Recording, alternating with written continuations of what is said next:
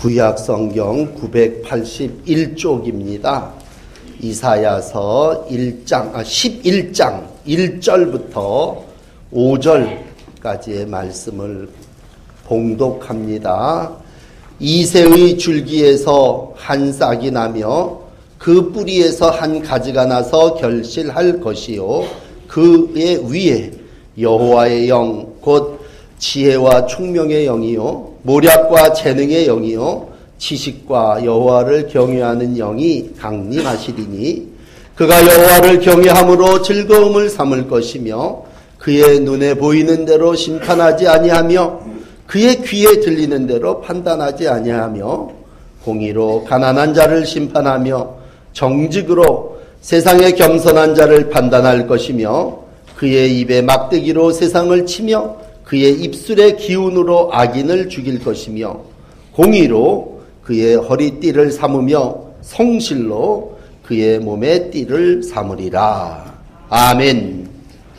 오늘도 이사야는 말씀이 육신이 되어 오신 예수님의 탄생을 예언하고 있습니다. 이사야가 섬기던 시대는 그리 평탄한 시대는 아닙니다. 아스리아를 향한 심판의 메시지가 있었다면 억압당하고 어려움 가운데 있는 유다 백성을 향한 희망의 소식도 있습니다. 오늘 이제 이사야는 11장에서 그날에 이새의 뿌리에서 한 싹이 나서 만민의 기치로 설 것이요 열방이 그에게로 돌아오리라 라고 하는 말씀으로 이 땅에 예수 그리스도께서 탄생하실 것을 예언하고 있습니다. 오늘도 평화의 왕으로 우리를 구원하기 위해서 오신 예수 그리스도, 그분은 어떤 분이신가? 다시 한번 이 아침에 여러분들에게 이사야를 통해서 예수님을 소개해 드리고자 합니다. 예수님의 탄생을 예언하는 여러 부분이 있지만 오늘 이 11장은 이 땅에 오시는 육신을 입고 오신 예수님이 어떠한 분이신가를 가르쳐주고 있습니다. 오랫동안 신앙생활을 함께 합니다만 다시 한번 예수님이 어떤 분으로 이 땅에 오셨는가, 새롭게 예수님을 만나시고 성탄에 여러분들의 구주가 되신 예수 그리스도를 다시 한번 기쁨으로 맞이하는 복된 강림절 세 번째 주일이 되기를 원합니다. 오늘 10절 가운데 특별히 만민이 기치로 설 것이다. 모든 만민들이 깃발을 들고 흔들 것이고 예수님께서 오시는 그 사건이 모든 만민에게 기호가 될 것이다. 그렇게 말씀하고 있습니다. 이미 출애굽기 17장에 여호와 니시, 여호와는 나의 깃발이라고 하는 말씀을 전해 주셨습니다만 여기 기치와 깃발이라고 하는 말은 이 땅에 와서 모든 승리와 평화를 완성하시는 이로 표현되어지고 있습니다. 특별히 이사야는 예언을 통해서 이 땅에 깃발로 기치로 오시는 그분은 사람의 줄기, 사람의 뿌리에서 태어나실 것을 예언하고 있습니다. 여기 이새의 줄기에서 한 싹이 나며 라고 하는 1절의 말씀을 통해서 이 땅에 우리의 깃발로 우리의 구원, 우리의 승리, 우리의 평화를 이루기 위해서 오시는 예수님은 인간의 몸을 입고 인간의 줄기에서 한 싹이 나며 메시아가 될 것을 기록해 주시고 있습니다. 특별히 다윗의 후손 이렇게 표현하지 않고 다윗의 아버지였던 이새의 줄기 이렇게 표현하면 그 의미가 아주 평범하고 그리고 비천한 출생임을 가르쳐 주시는 말씀입니다. 그러므로 왕의 감은 어떤 번성한 족속 이런 표현보다 이새의 줄기에서 한 싹이 나왔다라고 할 때 이 이새라는 말은요, 사울과 또 다윗을 대적하는 모든 사람들이 다윗을 비하해 갖고 썼던 조롱하는 별명과도 같은 너 이새의 아들이지 이렇게 표현을 했다면 너 별 볼 일 없는 보잘것없는 자의 태생이구나 그런 뜻이라면 이사야는 일부러라도 이새의 줄기에서 한 싹이 났다라고 하는 말을 표현했고 그 비천한 출생으로 인하여 예수님의 영광과 영화를 이루어 나감으로 정말 이새라는 이름이 천한 이름이었지만 이제는 존귀한 자로 바뀌어졌다고 하는 것입니다. 특별히 줄기에서 한 싹이 났다고 하는 건 잘 자라나서 나무까지에서 번성했다고 하는 표현이 아니라 줄기는 정말 말라버린 한 귀퉁어리요, 어떻게 보면 잘라버린 그 나무에서 나오는 아주 약한 보잘것 볼품없는 그러한 구루토기에서 나오는 한 모습이라면 줄기에서 한 싹이 돼서 나왔다. 다 베버렸는데 어떻게 그 옆에서 죽은 줄 알았던 나무에서 설그머니 삐져나오더니 거기에서 예수 그리스도가 탄생했다, 그런 얘기겠죠. 유다가 다 멸망당하고 이스라엘이 다 망하여 없어졌음에도 불구하고 거룩한 후예가, 그걸 이사야는 구루토기라고 하는 말을 썼는데, 큰 나무가 있어 그 나무를 베버려서 이제는 이 나무가 완전히 없어져 버렸구나, 그렇게 생각을 했는데, 그 벌목한 후에도 뿌리가 남아서 거기에서 가지가 생기더니 줄기가 생기더니 거기서 싹이 나서 좋은 열매가 맺어졌다면 그렇게 출생한 이가 예수님이란 말이죠. 여러분, 그러므로 오실 왕은 우리가 구유에 누인 어린 아기 그렇게 표현합니다만, 이사야는 구유에 누인 정도가 아니라 줄기에서 한 싹이나 버린 것 같은 나무에서 하나님의 은혜로 말미암아 이 땅을 구원하기 위해서 오셨다고 하는 것입니다. 그러므로 여러분, 줄기에서 싹이 나고 그 뿌리에서 가지가 난다라고 하는 것으로, 우리 옛날 어르신들이 개천에서 용이 났다 그렇다면 다 베어버린 나무에서 정말 아름다운 열매를 맺게 되었다고 할 때 그분이 바로 이 땅을 구원하기 위해서 오신 예수님이시여, 언제나 벌럭이는 승리와 구원의 깃발로 만민을 구원하기 위해서 오셨음을 여호와 니시 10절의 말씀으로 우리 가운데 가르쳐 주시고 있습니다. 예수님이 탄생하시기 전 이미 이사야가 살던 이때는 참 어려운 때입니다. 특별히 앞에 우리가 열왕기를 읽으면서 함께 요즘 은혜를 나누고 있습니다만, 열왕기서에 나타나는 백성들의 모습은 한마디로 먹을 식량조차 잘 없는, 오늘은 무엇을 먹을까 걱정하는 단절된 그러한 삶을 살아나가고 고통당하는 그러한 때입니다. 다 죽었구나 생각하고 이제는 어디 가서 뭘 어떡하지? 어떤 문둥병 걸린 사람은요, 도저히 여기서 먹을 것이 없으니 오히려 적진에 가서 두 손을 들고 항복해서 그 사람들이 먹을 걸 주면 살고, 죽으면 어차피 여기서 죽을 거나 거기서 죽을 거나 마찬가지니 가자라고 하는 상황이라면, 모든 사람들이 다 죽음, 모든 사람들이 먹을 식량이, 마실 물이 없는 그러한 상황을 살아나갈 때입니다. 이웃의 나라들은 강대국입니다. 아수르와 같은 나라들은 계속해서 예루살렘을 멸망시켰고 유다를 쳐서 이제 멸망이 눈앞에 다가오고 있습니다. 점점 더 막강한 영토를 확장하기 위해서 애쓰고 노력하는 시대적인 그러한 상황을 가지고 있을 때, 이스라엘의 왕들은, 하나님이 잘 섬기라고 만들어주신 백성들은 뭘 하고 있습니까? 우상을 숭배하고 있습니다. 어리석은 세상의 모든 것들을 의지하기 위해서 조공을 갖다 바치고 그들 속에 아부하고 아첨하면서 살아나가려고 하는 그러한 때입니다. 이러한 때에 하나님은 모든 절망으로, 모든 세상이 끝이 났다 생각할 때에 하나님의 사람 이사야를 통해서 아니다, 이 땅의 평화를 이루기 위해서 내가 너희에게 예수를 보내실 것이요, 그 예수님은 바로 쓰러진 나무가지 뿌리만 나무 있는 그곳에서 하나님의 은혜로 말미암아 출생함 같이 이 땅에 너희의 구세주로 오실 것임을 말씀해 주시고 있습니다. 여러분, 이러한 이사야의 예언은 꿈이 아니올시다. 단순히 그냥 누가 오늘 새벽에 이 나라에 전쟁이 날 거다 그렇게 말해버린 흘러넘어가는 말이 아니올시다. 오늘 이사야의 말은 반드시 이루어진 사건이고, 오늘도 그 꿈을 이루기 위해서 만민의 기호로 오신 분이 예수 그리스도이신 줄을 믿습니다.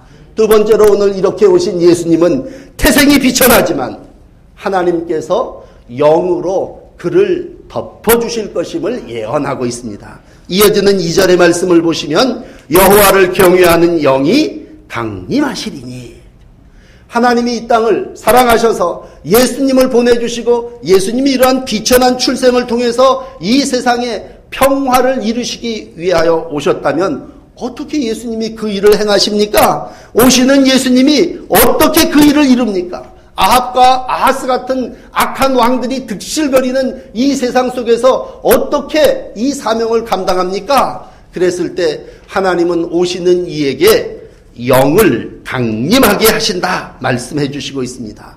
그러므로 여러분, 예수님이 이 땅에 오심은 하나님의 영이 강림하신 것입니다. 오늘 성령이 임하셔서 예수님이 이 땅에 평화의 왕으로 모든 성품과 자질을 갖추게 된 줄을 믿습니다. 마른 땅에서 나온 줄기 같지만 영으로 덮을 때 그이가 하나님의 능력을 가지고 모든 일들을 행하매 오늘 성령이 우리 가운데 임할 때, 성령이 예수 그리스도에게 임할 때 어떠한 모습이 나타나는가 세 가지로 설명을 해주시고 있습니다. 이어지는 2절의 말씀을 보세요. 그이는 누구냐? 지혜와 총명의 신이다. 재판관이며 통치자로서 모든 일을 감당하는 첫째는 지혜와 총명입니다. 하나님이 지혜와 총명의 영을 예수님께 주어서 여호와를 경외하는 모든 이들 속에 이 세상의 구세주가 되게 하신다는 것입니다. 특별히 아수르 왕의 오만함, 교만함, 이러한 모든 것들을 이기기 위하여 오늘도 하나님께서 우리 가운데 덮어주시는 영은 지혜와 총명의 영입니다. 이어지는 두 번째 하나님의 영이 임하는데 그건 모략과 재능의 영입니다. 모략과 재능으로 번역된 이 모든 건 전쟁을 이루는데 군사적인 전략과 계획을 모든 짜는 것에 있어 모략과 재능이 출중하다고 할 때 하나님의 영이 우리 가운데, 예수 가운데 임하실 때 정말 놀라운 작전이 생겨나고 놀라운 용맹이 나타나고 그 모든 일로도 말미암아 수행하게 하시는 하나님의 역사를 말씀해 주고 있습니다. 마지막으로 하나님의 능력이 예수에게 임할 때 어떻게 되느냐? 지식과 여호와를 경외하는 신이 충만하게 될 것이다. 그렇게 말씀합니다. 그러므로 이 땅에 메시아로 오시는 예수님, 이사야는 일찌감치 예언합니다. 그분은 지략이 뛰어난 분이시다. 그분은 모든 작전을 수행하는 능력이 탁월하신 분이다. 그분은 진리 안에서 경건하여 여호와를 경외하는 분이시다. 오늘도 우리를 구원하기 위해서 오신 그분이 예수의 이 세 가지 영을 입고 지략과 실행과 경건의 영으로 충만하신 예수님이심을 우리는 믿습니다. 그러면 이 예수님이 오셔서 우리 가운데 어떠한 일들을 이루시느냐? 첫째는 즐거움을 허락해 주신다는 얘기입니다. 배고프고 고통당하는 모든 이들 속에 여호와를 경외함으로 즐거움을 삼게 해주실 거다 말씀함으로 정말 하나님 앞에 이 세상의 모든 사람들을 구원함으로 첫째는 즐거움입니다. 두 번째는 통치자로서 공평하게 모든 일들을 행하신다 말씀하고 있습니다. 그동안의 세상의 왕들은요, 저희 기분대로 눈에 보이는 대로 판단했습니다. 귀에 이 사람 저 사람이 들려주는 대로 판단했습니다. 그러나 오시는 메시아는 눈에 보이는 대로 귀에 들리는 대로 판단하지 아니하시고 여호와를 경외하며 하나님의 말씀의 잣대로 모든 일들을 이룰 것이고 그러므로 인하여 억울한 사람들 한 사람도 없습니다. 오히려 억울함을 풀어주시며 모든 백성들 속에 하나님의 영광을 이루어 나가시는 이가 되심을 가르쳐 주시고 있습니다. 이어지는 4절에 보면요, 이렇게 하나님의 영이 충만한 메시아가 오셔서 어떻게 하느냐? 공의로 빈핍한 자들을 심판한다. 하나님의 정의가 이 땅에 이루어지고 참된 평화가 나타날 때 그건 정직입니다. 올바른 것, 공정한 것들이 그대로 이루어지는 겁니다. 그런데 오늘 성서주일과 함께 이 말씀 속에 정말 은혜스러운 건 뭐냐? 하나님이 이 땅에 오셔서 공의로 빈핍한 자들을 다 살리실 때 뭐가 근거가 되느냐라고 할 때 그 입에 막대기로 세상을 치며 그 입술의 기운으로 악인을 죽이는데 그 중심의 축이 말씀이라는 얘기죠. 말씀으로 공의를 이루시는 분이 메시아가 돼서 이 땅에 탄생하실 것을 우리 가운데 말씀해 주시고 있습니다. 이어지는 이사야서 42장에 가서 보시면요, 1절에 이렇게 기록합니다. 내가 붙드는 나의 종, 내 마음에 기뻐하는 자, 곧 내가 택한 사람을 보라. 내가 나의 영을 그에게 주었은즉 그가 이방에 정의를 베풀리라. 하나님의 영을 입은 사람이 이 땅에 와서 어떠한 통치를 이루어내시느냐라고 할 때 온 이방에 하나님의 정의와 공평과 공의를 실현하게 될 것임을 말씀해 주시고 있습니다. 오늘도 하나님이 보내시는 이 하나님의 말씀을 하고 하나님의 영을 입으니 그분이 메시아로 오셔서 이 땅에 참된 평화를 이루기 위해서 공평과 공의의 신으로 우리 가운데 함께 하심을 믿으시기를 바랍니다. 마지막으로 그분이 오셔서 통치하시는 이 세상의 모든 방법을 볼 때 그분은 어떻게 메시아는 이 세상에 오셔서 그러면 이러한 하나님의 평화를 어떻게 이루시느냐라고 할 때 친히 당신이 허리띠를 띠고 하나님의 의를 이루며 살아나가시는 분으로 묘사하고 있습니다.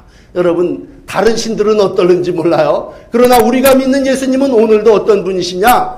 일하시는 분이시고 이루시는 분이심을 믿습니다. 말로만 통치하시고 말씀만 하시는 분이 아니라 오늘도 우리 하나님은 5절에 공의로 그의 허리띠를 삼으며 라고 했을 때 여러분 이 띠를 띈다고 하는 건 종의 모습입니다. 일하는 자의 상징입니다. 주인이 우리에게 명령을 하심에 종들은 얼른 일어나서 뭐부터 합니까? 띠부터 묶습니다. 왜? 나가서 주인의 명령을 받들어야 되거든요. 그러므로 띠를 띈다고 하는 얘기는 일한다는 얘기입니다. 허리에 띠를 띠고 등불을 켜고 서 있어라 그랬을 때 그건 이제 내가 일하러 나가겠습니다 그 얘기입니다. 그러면 예수님은 이 땅의 구유에 정말 마른 막대기와 같은 것에 싹이 나서 열매로 오셔서 뭐 하시는 분이시냐? 일하시는 분이시죠. 하나님은 오늘도 우리를 위하여 구원의 역사, 구원의 사명을 이루시는 분이심을 믿습니다. 그분이 그 일을 행할 때에 어떻게 일하십니까? 오늘 이제 당회를 합니다만 우리가 하나님의 일꾼으로 띠를 띠고 섬김의 사명을 감당할 때에 어떻게 일하십니까? 그랬을 때 오늘 주님께서 일하는 방법을 한 단어로 소개해 주신다면 그건 성실입니다. 성실. 섬기는 자의 모습은 성실함입니다.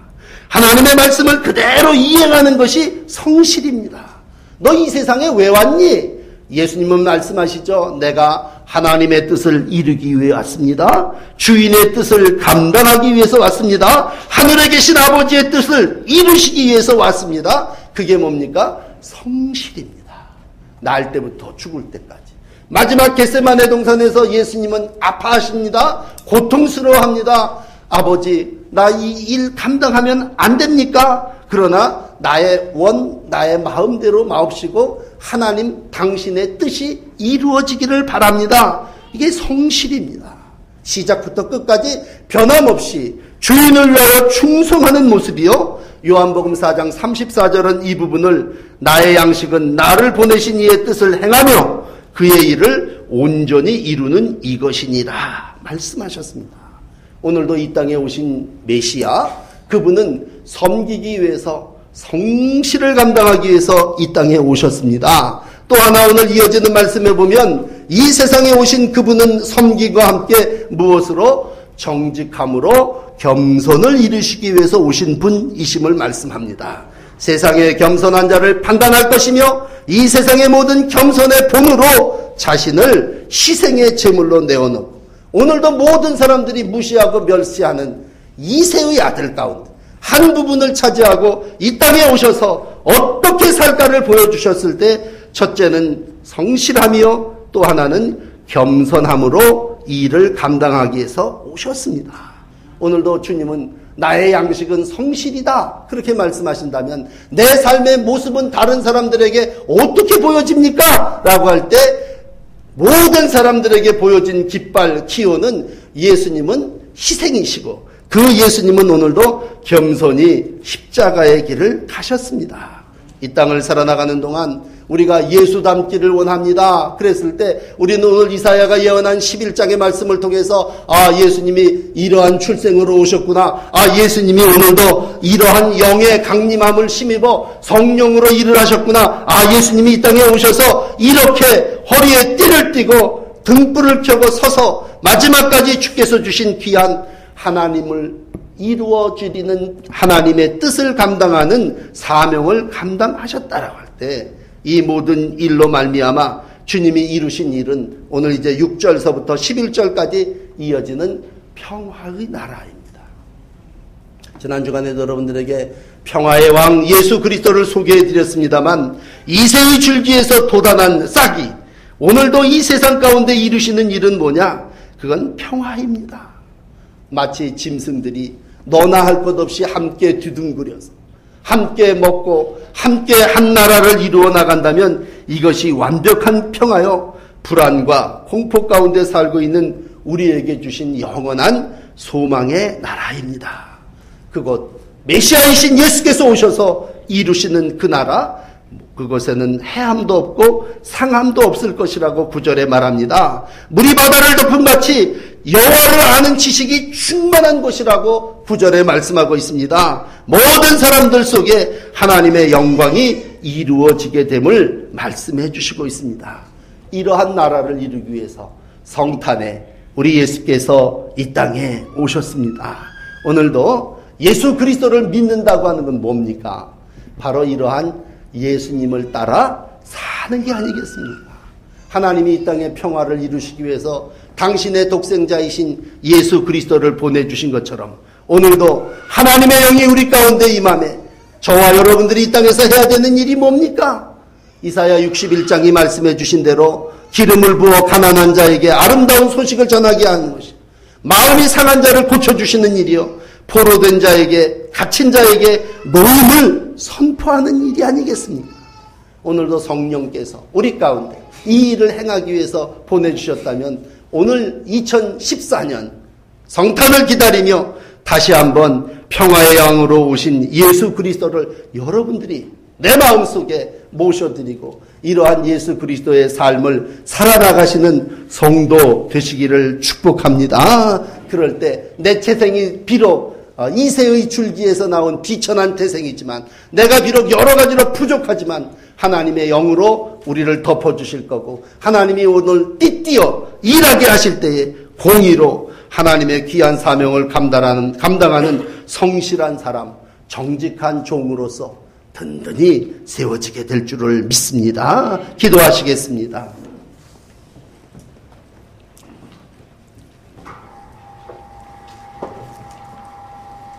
성탄을 기다리는 아침에 이새의 뿌리에서 한 싹이 나고 만민의 기치로 서고 열방이 그에게로 돌아와 거룩한 백성 영화로운 일들이 일어날 것이라고 예언해 주시니 감사합니다. 오늘도 우리 가운데 이러한 하나님의 나라가 이루어질 줄을 믿고 찬양하며 예배합니다. 주님, 이 세상 가운데 하나님의 영광이 나타나기 위하여 예수 그리스도를 보내주신 것처럼 우리가 세상 속에 나가 평화의 왕이신 예수 그리스도의 삶을 이루어 나가는 거룩한 주의 제자들이 다 되게 하여 주시옵소서. 비천하지만 하나님이 오늘도 우리를 통해서 역사하여 주실 줄을 믿습니다. 하나님, 세상적인 삶을 살고 있지만 여호와를 경외하는 영으로 우리를 충만케 하여 주실 줄을 믿습니다. 오늘도 허리에 띠를 띠게 하시고 성실과 공의로 하나님이 주시는 겸손의 사명을 이루어 나가는 메시아의 사명을 이루는 저희들이 되게 하여 주시옵소서. 오늘도 내가 곧 길이요 진리요 생명이라 하신 주의 말씀 따라 예수의 탄생 우리 가슴 속에 모시며 이 세상 속에서 그리스도의 삶을 온전히 이루어 나갈 수 있도록 우리 가운데 함께하여 주시옵소서. 예수 그리스도의 이름으로 간절히 기도하옵나이다. 아멘. 헌금을 봉헌하시겠습니다.